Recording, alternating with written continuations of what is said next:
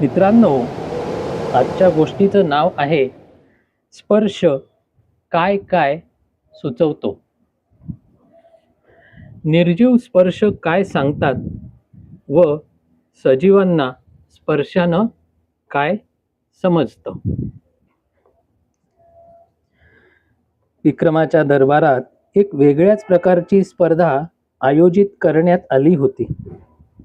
या स्पर्धेत आबालवृद्धांच्या डोळ्यांना पट्टी लावली जाई आणि मग त्या पुरुषाचा एखादा पुरुष नातलग किंवा स्त्रीची सखी सहेली तिला हाताला धरून एका छोट्या अजब हॉलमध्ये घेऊन जाई. या हॉलमध्ये अनेक खाण्यापिण्याचे पदार्थ, कपडे, खेळणी, सौंदर्य प्रसाधने, घरगुती उपयोगाच्या वस्तू, भांडी कुंडी, फुले, फळे, भाज्या, मिठाया, ड्रायफ्रूट्स, स्टेशनरी असे सेक्शन्स होते. यात कुठेही हाताला इजा होईल अशा चाकू, सुरे, कात्र्या वगैरे वस्तू ठेवलेल्या नव्हत्या. डोळ्याला पट्टी बांधलेल्या स्पर्धकाला त्याच्या पसंतीच्या सेक्शनमध्ये नेले जाई. पूर्ण हॉलमध्ये कुठल्याशा जादुई उदबत्तीचा वास दरवळे आणि त्याच्यापुढे कोणत्याही वस्तूचा, पदार्थाचा वास वेगळा कळतच नसे. ही व्यवस्था ही स्पर्धेचा भागच होती. आपल्या पसंतीच्या सेक्शनमध्ये स्पर्धकाला केवळ स्पर्शाने म्हणजे टचने वस्तू ओळखाव्या लागत.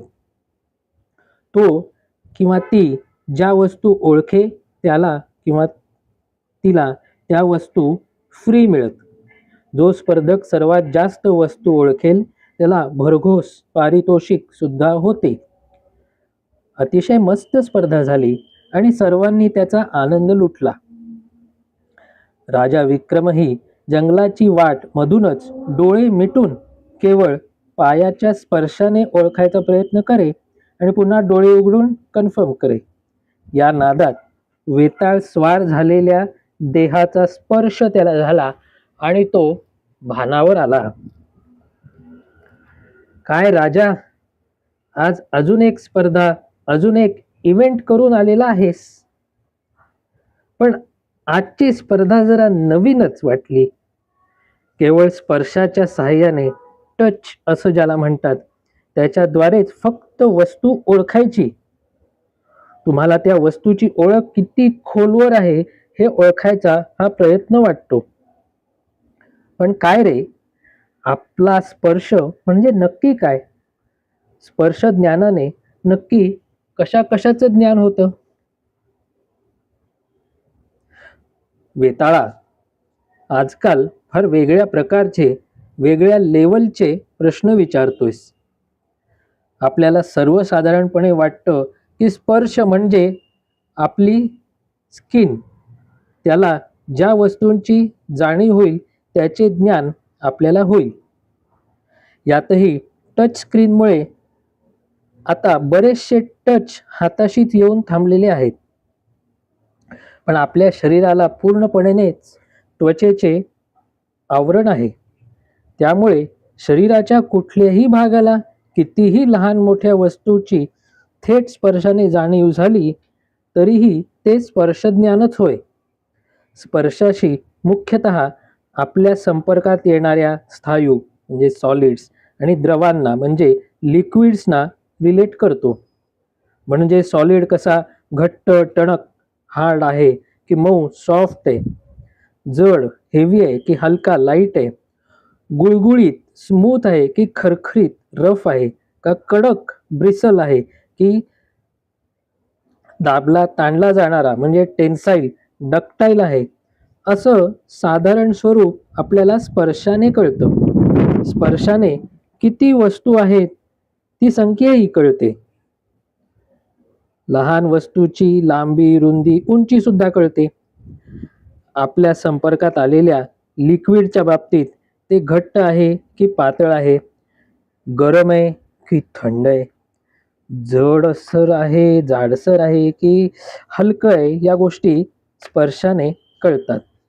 तसेच एखादा द्रव शुद्ध आहे की त्यात दुसरा एखादा स्थायू किंवा द्रव मिसळलेला आहे, म्हणजे ते मिक्सचर आहे, हेही कळतं. पण सर्वच स्पर्श डायरेक्ट वेगळे कळत नसतात. खास करून आपल्या सभोवती असलेल्या हवेचा, त्यात असलेल्या वायूंचा स्पर्श इतका लगेच डिस्टिंक्टिव्हली कळत नाही. ती हवा किती जोराने आपल्याला स्पर्श करते किंवा दाबते, ती हवा किती तापलेली आहे हे असं पटकन कळत नाही. ती हवा विरळ आहे की दाट आहे हे पटकन कळत नाही. पण शरीराला म्हणजे त्वचेला कळतं. शिवाय 18व्या शतकापासून ज्या वीज किंवा इलेक्ट्रिसिटीला आपण तयार करू लागलो आणि नियंत्रित करू लागलो, त्या विजेची जाणीव सुद्धा स्पर्शानेच म्हणजे शॉक किंवा धक्का खाऊनच होत असे. लिक्विड आणि गॅसचा स्पर्श, तापमान म्हणजे टेम्परेचर आणि दाब म्हणजे प्रेशर यांची जाणीव. थांब थांब विक्रमा, पुन्हा तू थिअरीमध्ये घुसून राहिलास. वेट अ मिनिट, मी आता तुला फिरायलाच घेऊन जातो बघ. लेट अस सी, तुला कुठं आहोत हे कळतंय का ते? एक ऍक्टिव्हिटीच घेऊन टाकतो चल. असं म्हणत वेताळाने काहीतरी मंत्र म्हणला आणि एक छोटस शंकराच्या पिंडीचा उभा भाग असतो तशा कॅप्सूल सारखं एक विमान प्रगट झालं. त्याच्या अदृश्य कव्हरचं वैशिष्ट्य म्हणजे बाहेरच्या हवेच्या स्पर्शाचा पूर्ण अनुभव जसाच्या तसा प्रवाशाला येईल. वेताळाने चलो असे म्हणलं, पण जोरात ते यान निघालं देखील. विक्रमाच्या डोळ्यांना पट्टी बांधलेली होती. विमान जसजसं वर जाऊ लागलं तसतसं विक्रमाला जाणवलं, हो, आपण जसजसे क्षिप्रा नदीच्या काठच्या थंड आणि जड हवेपासून वरवर जाऊ लागलो तसा हा थंडपणा कमी होऊ लागलाय हवेतला. तसतसा अंगाला लागणाऱ्या हवेचा दाब सुद्धा कमी कमी होऊ लागलाय. हवा विरळ पातळ होऊ लागली. मग वेताळाने यानाची दिशा पश्चिमेकडे वळवली. चेंज डिरेक्शन मॅन्युअर नॉर्मल, असा यानाने आवाज दिला. विक्रमाची राजधानी उज्जैन म्हणजे त्या काळची ग्रीनविच लाईन, प्रमाण वेळ दाखवणारी जागा. तो जसजसा पश्चिमेकडे जाऊ लागला तसतसं घड्याळ उलट फिरल्याप्रमाणे रात्रीपासून संध्याकाळ, मग दुपार आणि सकाळ असा उलटा प्रवास सुरू झाला. हो रे विताळा, माझ्या त्वचेला माझ्या प्रिय क्षिप्रा नदीकाठी जी शीतलता जाणवत होती, रात्रीचा थंडपणा जाणवत होता, तो आता हळूहळू कमी झालाय. थोडा दमटपणा पण जाणवतोय, घाम फुटतोय. बहुतेक ही संध्याकाळ आहे, पण कोरडी आहे हवा. पण आता जसजसं पुढं जातोय तशी हवा जड होत चालली. बहुतेक आपण समुद्रावर आलोत. अरे हो, समुद्रच, अरबी समुद्र त्याच्या जवळच. आणि जसजसं यान खाली खाली जातंय तसं मला माझं वजनच निघून गेल्यासारखं वाटतंय. बाहेरची हवा घासून चालली. वाऱ्याचा वेग जोरात आहे. बहुतेक समुद्राच्या वर वादळ घोंगावतंय. असं म्हणता क्षणीच विक्रमाचं यान समुद्रात सूर मारल्यासारखं घुसलं आणि वेताळानं ते समुद्राच्या तळाकडे न्यायला सुरुवात केली. हो, आणि आता हवेतून पाण्यात आल्यावर त्वचेवरचा दाब सुद्धा वाढला, अनेक पटींनी वाढला. जसजसं तळाकडे जावं तसा हा दाब वाढत वाढत चालला. तळाकडे राहणाऱ्या माशांची शरीरं त्यामुळे अधिक जाड तरी होत असावीत, शिवाय लवचिक आणि पाणीदार पातळ तरी होत असावीत. जमिनीवरच्या प्राण्यांची शरीरं फक्त हवेचा दाब सहन करण्यासाठी तयार झाली, तर पाण्यातली आणि त्यातही समुद्रातली शरीरं पाण्याचा दाब सहन करण्यासाठी बनलेली. असं म्हणता क्षणीच वेताळाचं यान समुद्राच्या तळाकडून पुन्हा आकाशाच्या दिशेने वळवलं. अतिशय वेगाने ते यान समुद्रातून डॉल्फिन मासा बाहेर उसळून बाहेर येतो तसं पूर्णच बाहेर आलं. अरे हो रे, पाण्याचा दाब किती जास्त होता हे आता पुन्हा हवेत आल्यावर लक्षात येते. काय काय सहन करते रे ही त्वचा. हो, आणि जसजसं वर यावं तसतशी हवा पातळ होत चालली आहे. या हवेतही फार टिकणं माणसाला अवघड. शरीरातल्या रक्ताचं प्रेशर बाहेरील हवेपेक्षा जास्त होतं, म्हणून उंच हिमालयात जाणारे लोक टप्प्याटप्प्याने वर जातात. शरीराला हळूहळू सवय करतात त्या प्रेशरची, मगच शरीराला सवय होते. पण उंच हवेत उडणाऱ्या पक्ष्यांची शरीरं या हवेत टिकण्यासाठीच बनलेली असतात. अतिशय पातळ असतात. कमाल आहे. प्राणी, पक्षी, माणूस ज्या भागात म्हणजे ज्या हवेत, जमिनीवर, पाण्यात, बर्फात राहतो त्या प्रेशरनुसार आणि तिथल्या टेम्परेचरनुसार त्याची त्वचा बदलत जाते. निसर्गाच्या कल्पकतेला तोड नाही. झालं तुझं बोलून? चल, आता मी तुझ्या राज्यातल्या त्या स्पर्धेतच तुला नेतो. तिथे बघू प्रत्यक्ष स्पर्श काय सांगतायत तुला ते. स्थायूचा स्पर्श, गुळगुळीतपणा, टणकपणा, लवचिकता, जडपणा, खरखरीतपणा. द्रवाचा स्पर्श, एकसमानता, पातळपणा, चिकटपणा, जडपणा, घट्टपणा.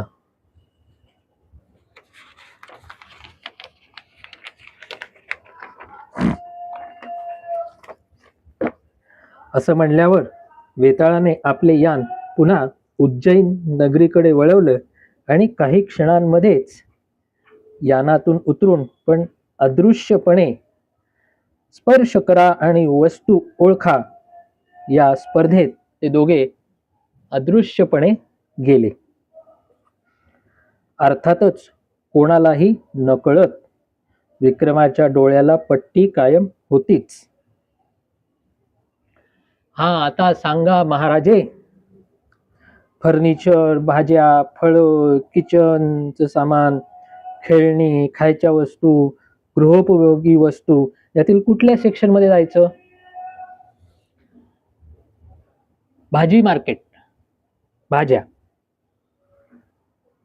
हो, आधी पोटोबा, आधी भाजी आणि फळांच्या दुकानात जाऊ.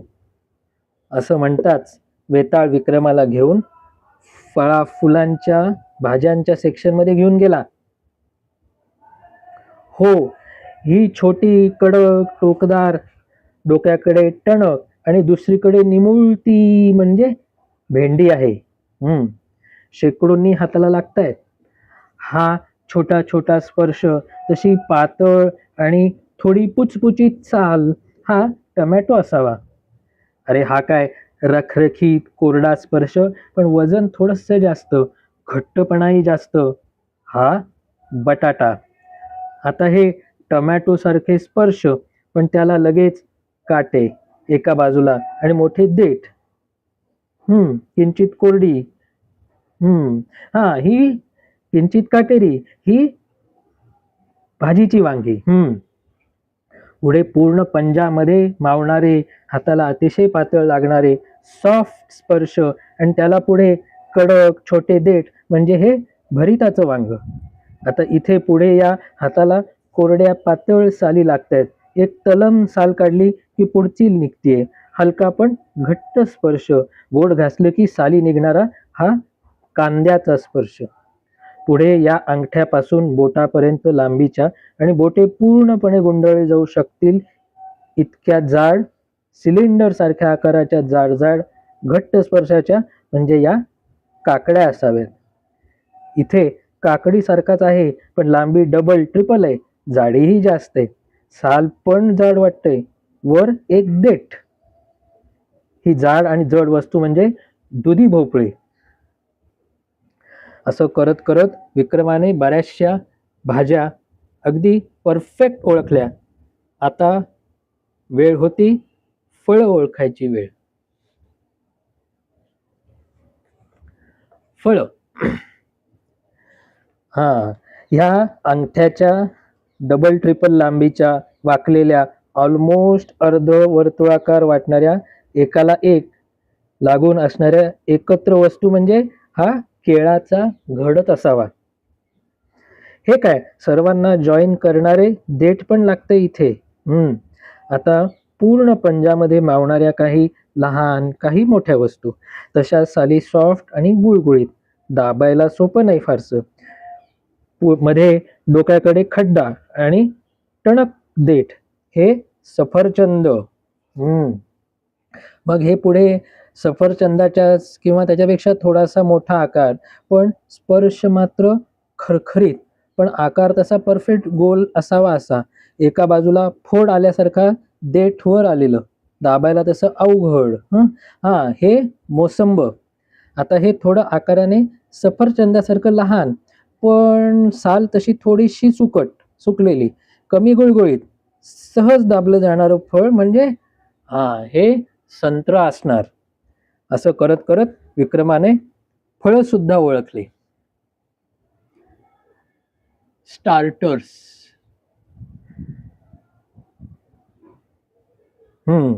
आता पुढची वेळ होती खाण्याच्या पदार्थांची. त्यात सॉलिड्स होते आणि लिक्विड्स. इथे वेताळ तो पदार्थ डावात किंवा वाटीत म्हणजे बाउलमध्ये घेऊन विक्रमाची परीक्षा घेत होता. अरे वेताळा, या वाटीत गरम पदार्थ आहे, थोडा घट्ट आहे, पण तरीही चांगल्यापैकी प्रवाही असावा. फारसं दुसरं काही नाही यात. हे टोमॅटो सूप असावं. आता यात पुढचा वर्तुळाकार पदार्थ कडक कडक लागतोय, सॉलिड आहे, त्यावर ही बारीक बारीक तुकड्यांची शेव असावी. पातळ पातळ काप बहुतेक कोथिंबीर असावी. त्या अर्थी हा मसाला पापड असणार. आता या गार गार बर्फाच्या ताटलीत ह्या काड्या काड्या लागतायत, बहुतेक दात कोऱ्याला वापरतो ना तशा काड्या. त्यात वर छोटी गोल गोल सॉलिड दाबली जाणारी वस्तू, बहुतेक चेरी वाटतं. त्या खाली हे घट्टे घट्टेवाले खडबडीत थोडेसे काटेरी छोटे तुकडे, बहुतेक अननस असावं, पायनॅपल. आणि त्याखाली मऊ मऊ चौकोनी लवचिक तुकडे, बहुतेक चीज असावं. त्या अर्थी या गार गार बर्फात चीज चेरी पायनॅपल ठेवलेत वाटतं. पुढे हे गोल गोल मऊ मऊ ओलसर काटेरी गोळ्यांचा हाताला थोडासा चिकट चिकट पदार्थाचा स्पर्श झाला. ओलसर म्हणजे हे मंचुरियन असावं. इथे हाताला हे चौकोनी चौकोनी कडक आकार आणि मध्ये पातळ मऊ मऊ दाबले जाणारे अनेक बारीकसे काप, चौकोनी किंवा स्लाइसेस आहेत. बहुतेक हा ब्रेड आहे. अरे काय, या वाटीत अतिशय चिकट घट्ट फार गार नसलेले काहीतरी आहे. बहुतेक हे ब्रेडला लावण्यासाठी मध ठेवलंय. इथे मग गरम गरम हातात मावतील असे गोल ठेवलेत. दोन दोन बोट जाड, हाताला मऊ, बारीक बारीक छोटी छोटी छिद्र लागतायत. दाबलंही जातंय. या इडल्या असाव्यात. बरोबर. मग पुढे गार असे द्रव ठेवलेत, लिक्विड्स, घट्ट लिक्विड. त्यात खिसलेलं खोबरं, बारीक कण दाण्यांचे, मध्येच मोहरीचे छोटे छोटे दाणे, कढीपत्ता पण लागते. अरे हो, ही तर आपली फेवरेट इडलीची चटणी.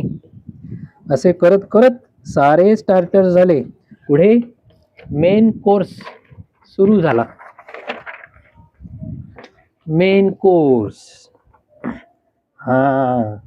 आता या ठिकाणी हे बारीक बारीक थोडे गोल आणि लांबट असा भात असावा. त्यावर कडक कडक पाकळी सारखे छोटे छोटे काप म्हणजे बहुतेक हे सुके कापलेले काजू बदाम असावेत. शिवाय मऊ मऊ दोरीसारख्या लांब लांब अशा दोऱ्या एकाला एक चिकटून आहेत, म्हणजे बहुतेक नूडल्स असणार. हा, त्या अर्थी हा फ्राईड राईस विथ नूडल्स असणार. बरोबर आहे. त्याजवळच हा घट्ट घट्ट स्पर्शाला थंड असा द्रव ठेवलाय, बहुतेक हा सॉस असावा. शिवाय हे काय, या बाउलमध्ये हाताला थंड असे लिक्विड आहे. फार घट्ट नाही, पण गार दुधासारखे पातळ नाही. हाताला थोडे मऊ लवचिक गोळे लागतायत. हे बहुतेक दही असावं. त्यात छोटे छोटे वर्तुळाकार मणी असावेत. असे भरपूर मणी लागतायत, पण हे फार टणक मणी नाही आहेत. मऊ झालेले हे सॉलिड मणी म्हणजे बहुतेक बुंदी आहेत. अर्थात हा पदार्थ बुंदी रायता. अच्छा, आता या गरम तव्यावर एका बाजूला हे लांब लांब हाताच्या बोटासारखे पातळ पातळ काप, त्याच्या आतमध्ये मऊ मसाला, म्हणजे ही भेंडी फ्राय वाटतेय. याच्याच बाजूला छोटे छोटे बोटाच्या आकारांचे फोडींचे थोडे खरखरीत वाटणारे पुंजके, म्हणजे हे फ्लॉवर असावेत. त्यातच चौकोनी चौकोनी भरीव छोट्या छोट्या फोडी या बटाट्याच्या असाव्यात. म्हणजे या तव्यावरच्या सर्व भाज्या आहेत तर तवा भाजी. तिथेच मग हा मऊ फुगीर पंजा एवढा गरम वर्तुळाकार स्पर्श म्हणजे पुऱ्या. तिथेच हाताच्या वितेच्या आकाराच्या पातळ पातळ मऊ मऊ पोळ्या. तिथेच पोळ्यांपेक्षा मोठ्या साधारण त्रिकोणी आकाराच्या जाड जाड चिकट चिकट लागणाऱ्या तूप म्हणजे तूप लावून ठेवलेल्या. तिथेच मऊ नान. तिथेच मग अतिशय मऊ मऊ मोठ्या मोठ्या हाताला अतिशय पातळ नाजूक लागणाऱ्या, म्हणजे या रुमाली रोटी. अरे विक्रमा, किती रे तुम्हा माणसांचं खाण्यात लक्ष. दिसत नसलं तरी सगळं कसं बरोबर ओळखतोस. चल आता इथून पुढं जाऊ कुठं तरी, नाहीतर इथून निघणारच नाहीस, जेवायलाच बसशील. असे म्हणत विक्रम वेताळ खाण्याच्या सेक्शनमधून बाहेर पडले आणि स्टेशनरी, गिफ्ट, स्पोर्ट्स सेक्शनमध्ये गेले. स्टेशनरी, हा, इथे सारे सॉलिड्स आहेत वाटतं. ही मोठी आयताकृती आकाराची, बाहेर पुठ्ठा आत पाने असलेली वस्तू म्हणजे वही. मग गुळगुळीत कवर, भरपूर पाने, छोटा आकार, पानांवर काहीतरी लिहिलेलं आहे, म्हणजे ही पुस्तकं. मग इथे छोटी प्लास्टिकची उघडली जाणारी वस्तू म्हणजे चौकोनी कंपास बॉक्स. मग त्यात विती एवढी पातळ 2 बोटं रुंदीची वस्तू आहे. त्यावर काहीतरी लागतंय छोट्या छोट्या अंतरावर, म्हणजे ही स्केल आहे. एक लवचिक मऊ चौकोनी काहीतरी लागते, दाबलं जातंय, म्हणजे हे इरेझर आहे किंवा खोडरबर. मग ही कापडी कडक मोठी वस्तू आहे. वर घट्ट घट्ट चेन लागतायत, बाजूला कप्पे लागतायत, मागे मोठे 2 बंद असावेत. अरे हो, ही तर स्कूल बॅग आहे. मग शेजारी वितभर किंवा थोडी उंच प्लास्टिकची किंवा तशी काहीतरी हलकी वस्तू आहे. वर्तुळाकार सिलेंडर सारखी वस्तू आहे, पट्टा आहे त्याला लावलेला, प्लास्टिकचं झाकण आहे. हा, म्हणजे ही वॉटर बॅग. मग गुंडाळ्या गुंडाळ्या आहेत पातळ पातळ कागदांच्या. हे गिफ्ट पेपर असावेत. हे आयताकृती पातळ गुळगुळीत कडक पुठ्ठे, म्हणजे वही ठेवण्याचं पॅड असणार. हो, हे काय, वर स्टीलचा स्प्रिंगवाला चिमटा पण लागतोय. आणि इथे या बॉक्समध्ये छोट्या छोट्या गोल बाटल्या लागतायत. त्या दाबल्या जाणाऱ्या प्लास्टिकच्या बाटल्या आहेत. एका बाजूने काहीतरी घट्ट लिक्विड येतंय. अरे अरे, काय बोट चिकटतायत माझी. अरे फेविकॉल आहे वाटतं हा. हो, आणि मग ही काय, ही छोटी नॉर्मल चौकोनी वही आहे. ही उभट आयताकृती आकाराची फुलस्केप वही. ही आडवी मोठी जाडजाड पानं असणारी म्हणजे ड्रॉइंगची वही. हे मऊ मऊ केसांसारखे स्पर्श हे पेंटिंगचे ब्रश आहेत. इथे या छोट्या छोट्या डब्यांमध्ये मऊ मऊ चिकट चिकट काहीतरी आहे. पाहिजे तसा आकार देता येतोय, म्हणजे ही चिकट माती किंवा क्ले आहे. Beauty products. बर विक्रमा, आता औषधांच्या आणि सौंदर्य प्रसाधन किंवा ब्युटी प्रॉडक्ट सेक्शन मध्ये जाऊ. वेताळा हे खरं तर राणी साहेबांचं दालन. असो, इथं तर त्यांनीच यायला हवं होतं. चला, सौंदर्य प्रसाधन म्हणजे ब्युटी प्रॉडक्ट्स हो मराठीत. हा, तर या बॉक्समध्ये हे खरखरीत छोटे स्पर्श नक्कीच टूथब्रशचे आहेत, कडक कडक. इथे काय, खाली छोट्या बारीक बारीक काड्या आहेत प्रत्येकाच्या. मग हे छोटे छोटे कडक सॉलिड बॉक्स बरेच आहेत. काही बॉक्समध्ये दाबल्या जाणाऱ्या गुळगुळीत मेटलच्या ट्यूब्स आहेत. त्या दाबल्या की आतून धड ना सॉलिड धड ना लिक्विड अशी पेस्ट येते, टूथपेस्ट. पुढे पुढे या काचेच्या प्लास्टिकच्या बाटल्यांना गुळगुळीत झाकणं आहेत. बाटली उलटी केली की लिक्विड म्हणजे घट्ट लिक्विड बाहेर येतंय, नारियल तेल. इथे काही छोट्या छोट्या बाटल्यांना छोटी छोटी झाकणं छिद्रवाली आहेत. झाकण काढून बाटलीचे डोके दाबले की फुसकन हवा बाहेर येते, डिओड्रंट. पुढे काही छोट्या छोट्या बाटल्यांना फिरवून झाकणं लावली जात आहेत. त्यातून बाहेर लिक्विड येतं आणि हातावर घेतल्या क्षणीच हवेत विरतं, आफ्टर शेव. पत्र्याच्या छोट्या मोठ्या बाटल्यांना, चपट्या बाटल्यांना वर भोका भोकाची फिरणारी झाकणं आहेत. ही बाटली हातावर उलटी केली की हातावर सॉलिड पावडर पडते. ही फेस पावडर असावी. मग छोटी फिरणारी झाकणं असणारी बाटली आहे, ती फिरली की टोक वर येते आणि झाकण काढून बघितलं त्यातील काहीतरी चिकट चिकट लिक्विड स्वरूप बोटाला लागतंय. अरे अरे अरे, इथं लिपस्टिक असावी. मग पुढे मोठ्या प्लास्टिकच्या बाटल्या आहेत, चित्रविचित्र आकाराच्या, तशा रुंदीला जाड पण 2 बोटं जाडीच्या, दाबल्या जाणाऱ्या बाटल्या. दाबल्या की काही घट्ट लिक्विड हातावर येतंय, जसे सॉफ्ट आणि प्रवाही आहे, बहुधा शॅम्पू असणार. आणि इथे प्लास्टिक ट्यूब आहेत, छोटीशी झाकणं आहेत. ते फिरवलं आणि ट्यूब दाबली पुन्हा कसले तरी लिक्विडच बाहेर येतंय, पण जास्त जरा घट्ट आहे, जास्त सॉफ्ट आहे, अगदी साईसारखं मुलायम. हाताला चिकटतं पण अगदी चिकट नसतं मधासारखं, बहुतेक बॉडी लोशन असावं. विजेचा धक्का देणारा स्पर्श. विक्रमाच्या डोळ्यांना पट्टी बांधलेली असतानाच वेताळाने एक स्टीलचा रॉड लोकरीला घासला आणि त्याचा विक्रमाला स्पर्श केला. एक लहानसा झटकाच विक्रमाला बसला. अरे वेताळा, काय केलंस? हा लहानसा इलेक्ट्रिक शॉकच दिलास मला. इलेक्ट्रिक करंट सुद्धा स्पर्शानेच कळतो. तुला माहिती आहे का की जेव्हा व्होल्ट मीटर आणि करंट मीटर नव्हते तेव्हा वीज किती वाहतीये हे पाहायला लोकांना बोटे लावून शॉकच खावा लागत असे. गाडीला पूर्वी म्हणजे 2 व्हीलरला जेव्हा स्पार्क प्लग असायचे तेव्हा स्पार्क प्लग कडे येणाऱ्या 2 वायर मेकॅनिक लोक हातात घेत, म्हणजे लिटरली बोटांना स्पर्श करत आणि गाडीला किक मारत. शॉक बसला म्हणजे इंजिन नीट झाले असं कन्फर्म होत असे. अरे काय हे विक्रमा, shampoo, deodorant, after shave, body lotion हे सगळे वेगवेगळे पदार्थ, प्रॉडक्ट्स केवळ स्पर्शानेच कसे वेगवेगळे ओळखणार? याला खूपच वेगळ्या लेवलची स्पर्शाची जाणीव लागते. हां, पण सामान्य माणसांना सुद्धा ते कळतं नाही का? पण आज मात्र या स्पर्श करा आणि बक्षीस जिंका स्पर्धेत फार म्हणजे फारच वेळ घालवलास. स्वतः ठेवलेली बक्षिसे स्वतःच जिंकलास.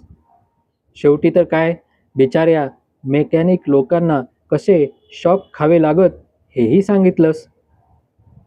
पण स्पर्शाच्या कक्षेबाहेर मात्र पडलाच नाहीस.